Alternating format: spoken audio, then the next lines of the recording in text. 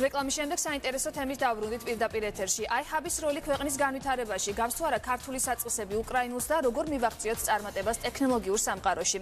Sitforum Eastern Europe-ის ხელმძღვანელი და Sitforum უკრაინის ხელმძღვანელი დიმიტრი პოდოლიევი და Braille-პადის დამფუძნებელი რაშიდ ალიევი არიან ჩვენი სტუმრები. მოგესალმებით. დიდი მადლობა მოგზაურობისთვის. ბატონ დიმიტრი, თქვენგან დავიწყოთ. დღეს საქართველოში იხსნება Sitforum-ი, რამდენად მნიშვნელოვანია ჩვენი ქვეყნისთვის მსგავსი ღონისძიების გატარება. Ამაზე გვიპასუხეთ და შემდეგ უკვე უკრაინულ მაგალითებზე გადავალთ. Очень плохо с звуком, если честно, еле-еле.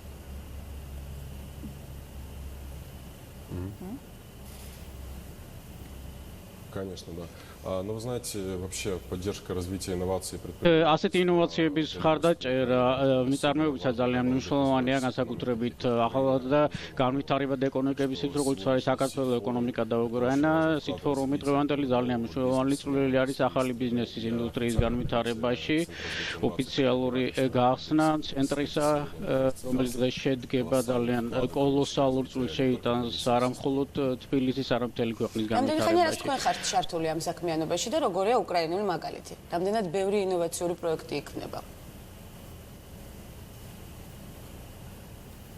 Вы знаете, Sitforum-ი iHub-მა დაიწყო უკრაინაში წელიწად ნახევრის წინ მუშაობა და უფრო მეტი გამოცდილება გვაქვს სამუშაოში. ამ პერიოდში შემიძლია ვთქვა, რომ შევქმნით 200-ზე მეტი ინოვაციური ჰაბი, ანუ გავლენა ვიქონეთ შექმნილი და დღეს უკვე გარკვეული მინი ეკოსისტემა გვაქვს, ახალი ინდუსტრია არის ეკონომიკის, რომელიც ქმნის ახალ სამუშაო ადგილებს, მაღალანაზღაურებად ადგილებს და იწყებს ახალი უკრაინის ახალი ეკონომიკის შექმნას და იმედია ბატონ დიმიტრი, როდესაც თქვენ გახსენით iHub-ი, მაშინ სტარტაპ ეკოსისტემის მხრივ უკრაინა თითქმის იგივე მდგომარეობაში იყო, როგორშიც დღეს არის საქართველო. რას ურჩევდით ამ მხრივ იმ სპეციალისტებს, რომლებიც კონკრეტულად ამ თემაზე მუშაობენ საქართველოში და ფიქრობთ თუ არა, რომ საქართველოც ისეთივე წარმატებული იქნება ამ პერიოდის განმავლობაში, როგორც თქვათ უკრაინა გახდა წარმატებული?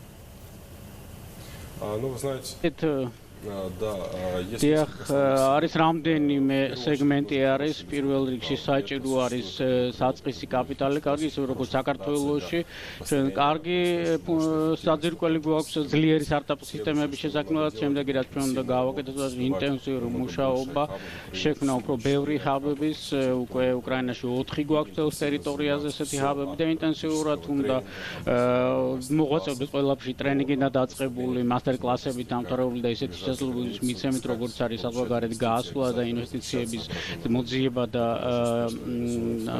მათი ამას ჩვენ წარმატებით ვახორციელებთ მეორე წელია უკვე უკრაინაში. რაც შეეხება საქართველოს, მე ვფიქრობ, თუ კიდევ შევხვდებით წელიწად ნახევარში, საქართველოს ნამდვილად აჩვენებს რამდენად კარგი შედეგები შეგვიძლია.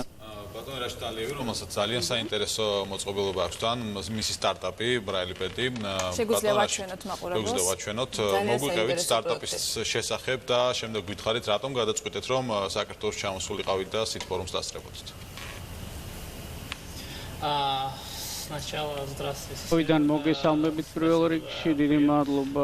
მოწვევისთვის მიზეზი იმისა, iHub-ი უკრაინაში, ლვოვში, კიევში და სხვა ქალაქებში, როდესაც ვიყავი, შევამჩნიე და iHub-ი უფრო განვითარებული არის და სიცდეზე სტარტაპებს ძალიან ეხმარება, მაგალითად აქსელერაციისათვის და პარტნიორობა Sitforum-სა და iHub-ს შორის ძალიან დამაინტერესა, ასევე მოწვევა ორგანიზატორების მხრიდან ამ იქონია გარკვეული ზემოქმედება ჩემს ჩამოსვლაზე. მეზობელ ქვეყნებში ძალიან ადვილი იყო ჩამოსვლა, რადგან მეზობლები ქვეყნები ვარ, ძალიან ინტერესი დიდი იყო და რაოდენობა ინვესტიციების მიღების შესაძლებლობისა, ინვესტორებისა, ნეტვორკინგში და სხვა მომენტები, ასევე სოციალური განვითარება, დახმარება უსინათლო ხალხისადმი, ასევე მნიშვნელოვანი საკითხებია საქართველოში. რამდენად მოხმარებადი არის თქვენი გამოგონება უსინათლოებისთვის? ძალიან მნიშვნელოვანი არის ნამდვილად, როგორც ახსენეთ, თუ გახვედით უკრაინის ფარგლებს გარეთ. უფრო დეტალურად აგვიხსენეთ თქვენი პროექტი. ოკეი. კარგით. ბრალპა ბრალპაუდი სპეციალური გამოწყობილობა არის, რომელსაც აქვს სპეციალური დისპლეი ლუის ბრაილის სახელი ქვია, რომელიც იყო ამ სტანდარტის დამფუძნებელი ამ დამწერლობისა. Так, и почему რატომ მაინც დავიწყე ბრაილპადის ეკეთება, იმიტომ რომ სტატიკის თანახმად მსოფლიო ორგანიზაცია 2013 წელს მხოლოდ 35 მილიონი სრულიად უსინათლო ადამიანია პლანეტაზე და მათი პროგნოზით 2020 წლის დროს იქნება 75 მილიონი უსინათლო ადამიანი და მსოფლიოს მასშტაბით მათ შორის აზერბაიჯანი, საქართველოს, უკრაინა და შტატები და ყველგან არის პრობლემა მათი განათლებისა, სწავლებისა, ახალი ინფორმაციის მიღებისა, რადგან მათ წიგნები რამდენიმეჯერ უფრო დიდია ვიდრე ჩვეულებრივი ფორმატის წიგნი და განახლებადობა ძალიან რთულია, რადგან ტექნოლოგია მართალია უკვე დანერგილია, მაგრამ ძალიან ძვირად ღირებულია. არსებობს ბაზარზე გადაწყვეტები უსინათლოებისთვის, ელექტრონული გადაწყვეტები, მაგრამ ისინი ცალსახა არის, ცალფაზოვანია, მათზე შეუძლებელია დახატვა რაღაც რუკების, ნახატების და საიტების კითხვა და ამავე დროს წერა.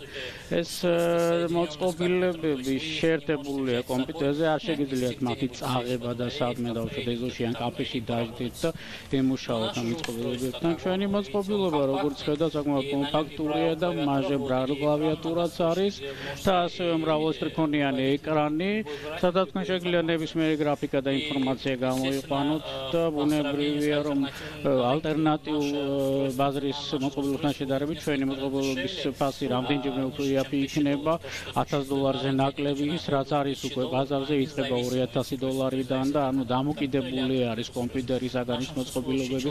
ჩვენ შემთხვევაში ადამიანს შეუძლია უბრალოდ მოკიდოს პლანშეტი, ხელი შევიდეს ინტერნეტში, დაიკითხოს იმეილები, საიტები, ასევე მიწეროს პასუხები, usinathlo იღებს ისეთივე ინფორმაციას, როგორც მხედველი და შესაბამისად იგი ხდება მას თქვენი პირველი პროექტია თუ აქამდეც იღებდით მონაწილეობას მსგავს ღონისძიებაში? და მოლოდინი რა გაქვთ საქართველოს ჩამოსვლის შემდეგ და სიტფორმის დასწრების შემდეგ?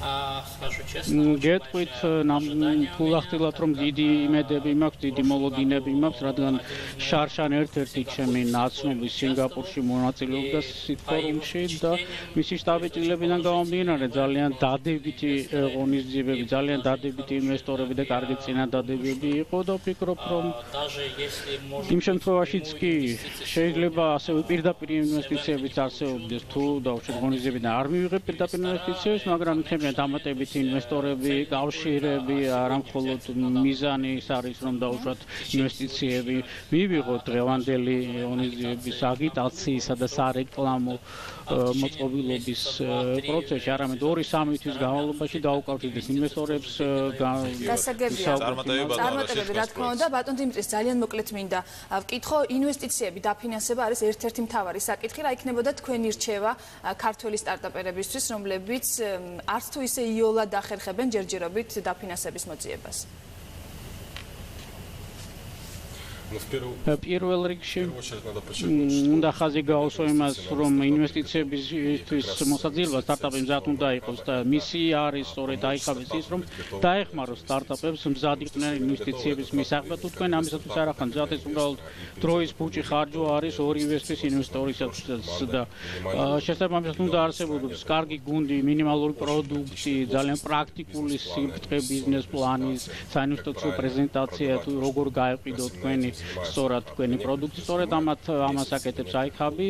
შეიძლება ზოგისთვის ეს იყოს თვე, ზოგისთვის ნახევარი წელი, მაგრამ ეს ის სკოლა არის, რომელსაც ყველა დამწყებმა მეწარმეამ უნდა გაიაროს და ეს არის ჩვენი მისია, რომ ავამაღლოთ დონე უნარებისა და ცოდნისა დამწყები მეწარმეებისა, რათა მათ შეძლონ დაიწყონ კონკურირება სხვა სტარტაპებთან, არა მხოლოდ საქართველოს დონეზე, ასევე და უკრაინაზე, არამედ საერთაშორისო დონეზე, სადაც უფრო მეტია კაპიტალი ბევრად და ხედავ შედეგების მიხედვით შედეგებზე აუცილებლად ვისაუბრებთ, ჩვენ მადლობა. პირობა დავიტოვეთ, რომ თქვენ მობრძანებით ბატონო. კვლავ წარმატებებს გისურვებთ. დიდი მადლობა დიდი მობრძანებით. დიდი მადლობა საერთო მობრძანებისთვის. პირისთან- აქვე ბექა უნდა აღვნიშნოთ ილოღლონტის როლი, ეს არის სულის ბატონო. ჩამდგმელი სიტფორუმის საქართველოში, ამიტომ წარმატებები აი ასევე ჰალფპილისთან მას. ჩვენ თანამშრომლობდა სიტფორუმი დღეს გაიხსნება 10 საათზე და მას პრეზიდენტის ეკონომიკური მრჩეველი გახსნის, ასე რომ ჩვენს წარმატებები მაქსიმალურად სტარტაპერებს ჩართულებ. და ინვესტორებს, რომლებიც მონაწილეობენ სიტფორუმში.